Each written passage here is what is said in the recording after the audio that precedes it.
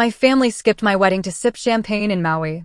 So I froze the cards, pulled the charter, and said 5 words. As Dad showed up, figure it out. Let me rewind. I was standing in a little dressing room at our venue, this rustic tiny lodge on the coast. Nothing fancy, but calm. I was fixing my cufflinks when I received a text from my mom. Don't anticipate anyone to arrive. Good luck. There's no punctuation or context, just those words. I stared at the screen for a minute, convinced it was an error. I actually verified the sender as if I didn't recognize her number. I even turned my phone off and back on as if I had misread it. But no, that was all. Elena was getting ready down the hall as I said goodbye to the parents who raised me. She had no idea. She assumed they'd arrived late. I never told her the whole truth about how they responded to her. When we were engaged, my mother described her as scrappy, and my father felt she was not a strategic match. I had no idea people talked that way outside of planned marriages and business boardrooms. They didn't like the fact that her family was not wealthy, that her father drove a truck and her mother worked in retail, and that she was from a tiny town. They grinned in public and called her names behind closed doors, but I had a feeling they'd eventually come around. They did not. I kept monitoring the entrance as the ceremony began. The seats intended for my side of the family remained unfilled. Every single one. Not even a text from my sister. The same sister who once claimed I saved her life during her divorce. She couldn't be bothered sending an excuse. But Elena, my God, she looked stunning. She smiled as if she had the entire world figured out. I focused on her. I did not let them destroy it, at least not visible. We made it through the vows. We kissed. Everyone cheered. The celebration was intimate yet lively. Her family danced for several hours. Our college buddies toasted us with cheap champagne and corny stories. Nobody inquired about my side of the aisle. Perhaps they realized something came up. I went outside to grab a beer from the cooler and enjoy some fresh air. That's when I noticed it. The post. My relative, who evidently never understood how privacy settings operate, posted a photo that impacted me harder than anything my family had ever said to me. They were all standing together on a secluded beach in Maui. Waves behind them, sunglasses, sundresses, and open collars. My parents, my sister, and her husband, 2 aunts, and even my father's business partner, who has no blood, glasses lifted, arms around each other, tan and beaming. It looked like a catalog photograph. The caption said, "Finally together, love wins. Family forever." They did not simply skip my wedding. They planned a parallel celebration, a family function without me. They waited till my wedding day and then posted it as if it were a message for me. I went back inside, kissed Elena on the cheek, and danced till midnight. Then I became quiet. I showed up at the office as if nothing had happened. "Good morning," the receptionist said. I grinned and headed directly inside my office. My name was still on the charter. I still had all of the administrator keys. I still had control over the corporate cards, joint spending, and assets that I helped develop from the ground up with my father. I completed the papers to remove myself from the business. I froze all company expenditure accounts related to the family, including phones, gas, flights, and hotels. I planned it to hit them midweek just as they were closing off their trip. The group chat lit up like a fire alarm. My father texted first, then my sister, and then the call began. I ignored everyone. I was sitting on the couch with my wife and eating leftover cake. Finally, I sent a message back. Perfect timing. Then I turned off the phone and opened a bottle of wine. There was nothing more to say. Silence. That was all it took for them to break. I didn't answer a single phone call after the photo, the text, the wedding, or after I locked the expense accounts and removed myself from the business we spent 10 years establishing together. No one responded to the panic text building up in my inbox. Not even when my sister texted to see if I had gone nuts. I merely watched quietly from outside as the fractures began to appear. Elena noticed something had changed, but she did not inquire. She was aware enough to recognize that if I hadn't spoken anything yet, it wasn't ready to be stated. We were still adjusting to wedded life. Small routines, coffee in the morning, we cooked together at night. She took on a freelance job and filled the place with enthusiasm that I had no idea I was missing all these years. We were pleased, tired, but thrilled. Then came a knock. It was still cloudy outside, and I was in the kitchen wearing a t-shirt and boxers, having my first cup of coffee when the hammering began. Sharp and loud, as if someone wanted the door off its hinges. I did not have to guess. I already knew who it was. When I opened the door, there he stood. My father was red-faced and dressed in his regular overpressed shirt and designer slacks, as if he thought showing up in business clothing would confer some sort of power. His tan had hardly gone yet. The Maui sun clung to his skin as if it were a reproach. He didn't beg to come inside. They didn't inquire how I was doing. Didn't even say hello. He just went into it. Yelled about how I had embarrassed him, how I had crippled the family, how freezing the accounts during the trip left them stranded, and how they had to cover expenses with personal credit cards. He explained that my sister and her husband had recently made a down payment on a second property, thinking that the cash flow would continue, that I had no rights, that I had hurled a grenade at everything. I stood there drinking coffee. When he paused to breathe, I calmly and clearly stated, "I gave you every chance. You made your choice." That was the moment something changed in him. His fury became bitter. He began accusing me of being emotional. I said I was creating a scenario out of nothing. That missing one event was not worth breaking the family apart. He kept referring to it as a difference of opinion, as if what they did was unplanned or without consequences. He claimed I owed him. He created the corporation from nothing. He provided me with the necessary instruments for success. That I am nothing without him. That was when I realized we'd never speak the same language. I informed him that the charter amendments were final, that the controlling firm now controls my shares and would not reverse any choices without pay. If they wanted the entire business, they could buy it back at market value with cash up front. I told him the cards were not coming back. The sale plans, company car leases, and trip accounts are all suspended indefinitely. He inquired what I expected them to do. I said, "Figure it out." Then I shut the door. He remained there, beating again, calling my name and making threats that I'd heard before. I did not open it. I sat back down, finished my coffee, and looked through the wedding images. Not one of them featured my family, yet they all expressed excitement. Later that afternoon, I contacted the attorney and established a firewall around the rest of my financial interests. I turned off every shared access point, removed every family member from my personal accounts, and canceled the autopay for the secondary property my sister had recently moved into. She used my name to secure the rate. Not anymore. They had been living off of me for years without recognizing it. They become accustomed to everything disappearing, including trips, investments, and bailouts. I had discreetly kept the wheels going while they posed on beaches, whispering about my wife not being our kind of people. The gears were now coming to a halt, and they could feel each spin slowing down. It started little, just a few errors in payments. The company's shared car lease failed first. I knew since the dealership contacted my personal number out of habit. Then one of the vendors flagged an overdue invoice and sent an email to the company account that I was still discreetly monitoring. The office building then delivered a notice about late rent. I didn't say anything. I just watched. They were scrambling. I saw that in the group conversation. My sister begs for someone to pay for the lake house's electricity this month. My father responded with vague assurances.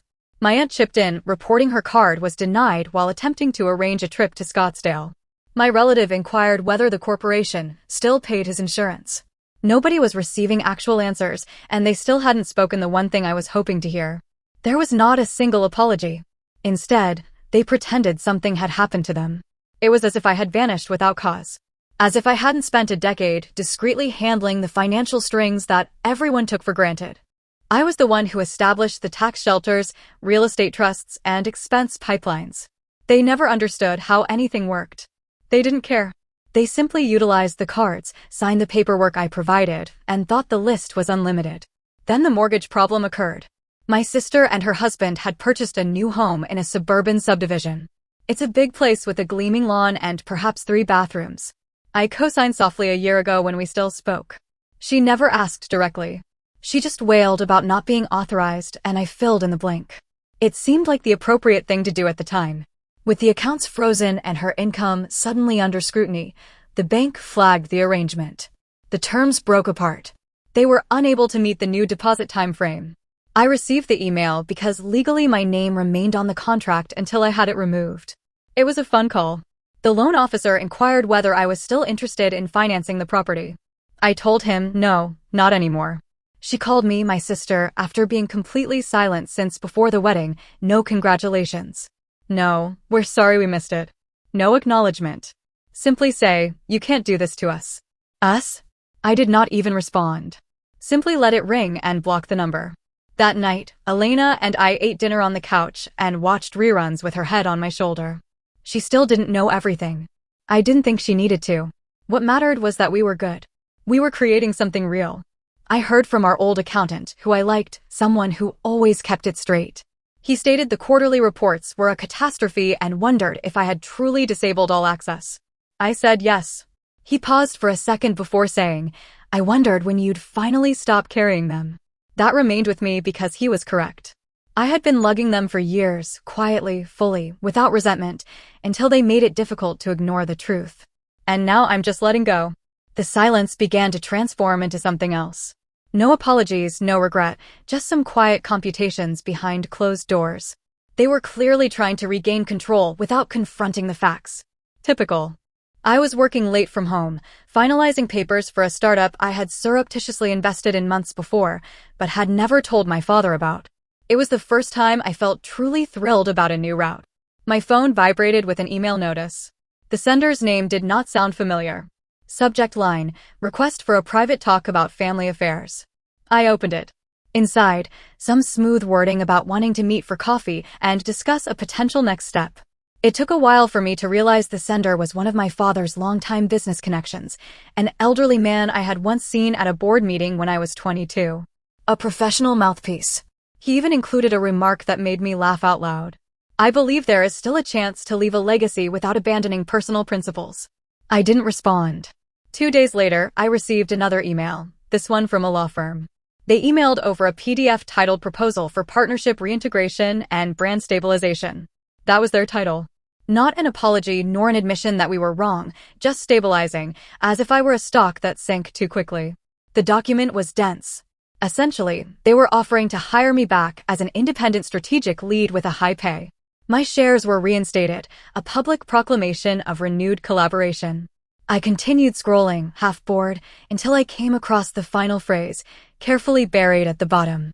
Reinstatement subject to realignment of personal associations and conflict with brand image or long-term partner confidence. It didn't mention Elena's name, but I didn't need it to.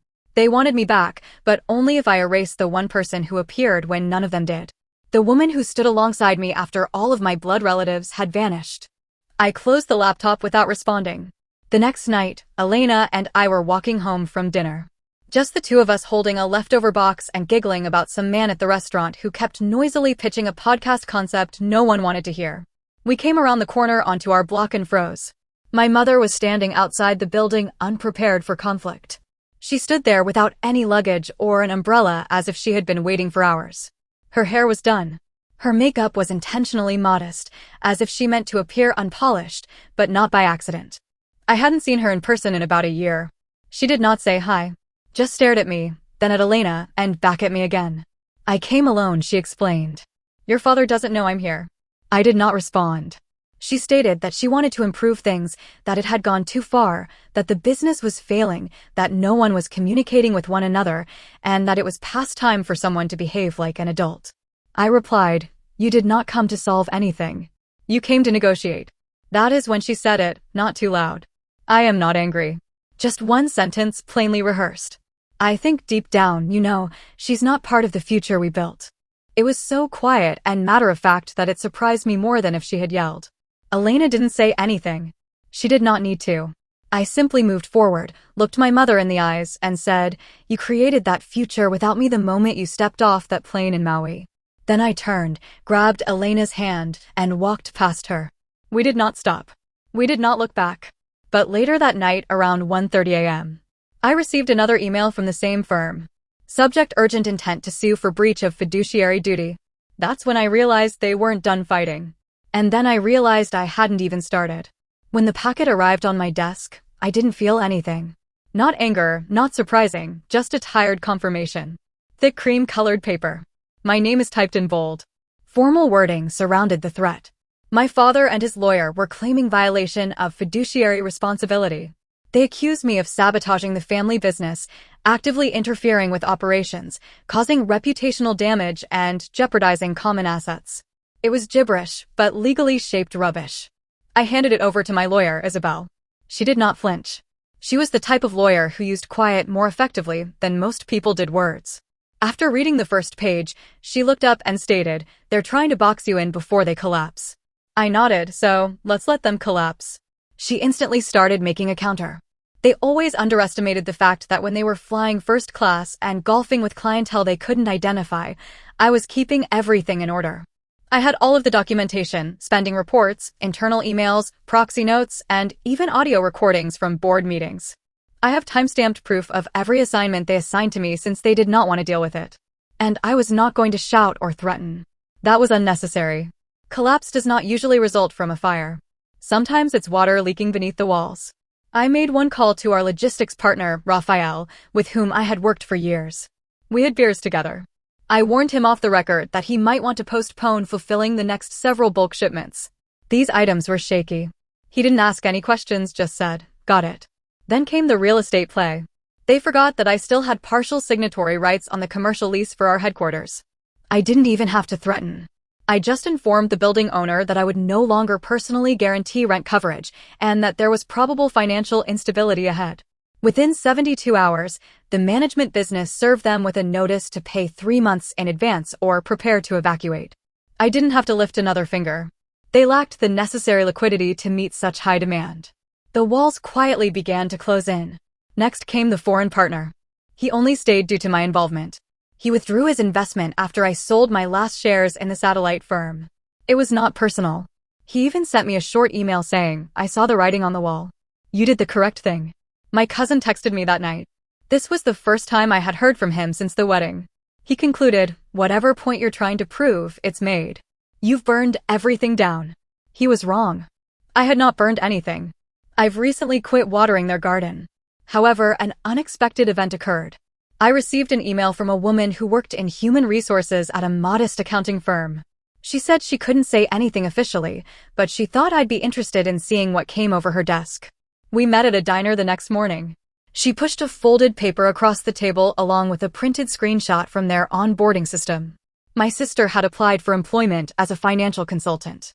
Her resume showed her as our company's managing director for the last 4 years. She had even included bullet points for client strategy, revenue growth, operational control, and overall falsehood. She had also used my name and personal number as a professional reference. I stared at the paper for a moment. Then I looked up to ask the woman, "Did she actually interview?" She nodded. She was confident.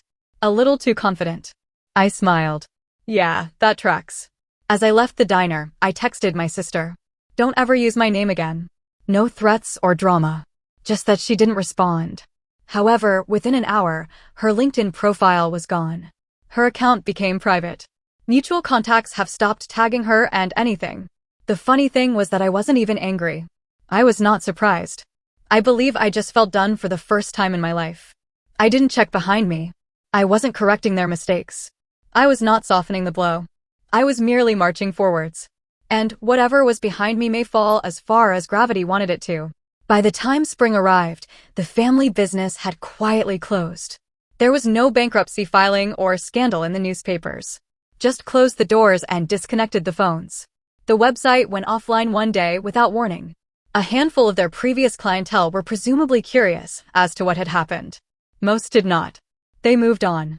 That is how business works. People believe legacies last forever, but they do not.